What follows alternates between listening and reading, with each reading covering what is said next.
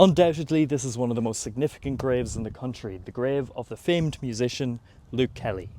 Born on Sheriff Street here in Dublin in 1940, there was actually a bit of uncertainty as the actual date of his birth, because the birth certificate said the 17th of December, but his mother would always claim it was the 17th of November. Luke would later take his mother's word for it. After all, in his words, she was there at the time. As his father had worked in Jacob's biscuit factory in Dublin, Luke would work there for a time before moving to England in his late teens, where he became involved both in left-wing politics and the folk music scene that was beginning to grow in popularity. After his time in England, Luke Kelly would return to his hometown of Dublin in 1962, where he quickly emerged as a central figure in the folk music community here. And the following year in 1963, he became a founding member of the Dubliners. The story goes that he was reading The Dubliners by James Joyce at the time, hence the name of the band.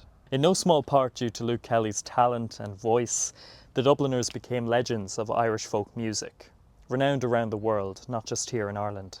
His fellow Dubliner Ronnie Drew would say that Luke Kelly sang in perfect diction, and his talent would make him a beloved figure around the country.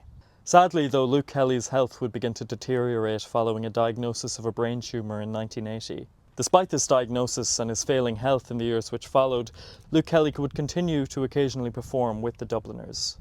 However, on the 30th of January 1984, Luke Kelly died at the age of 43.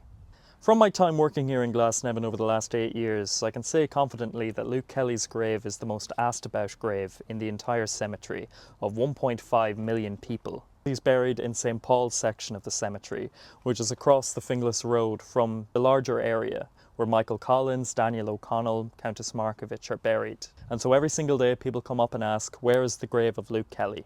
And what more needs to be said than on the headstone, Luke Kelly, Dubliner.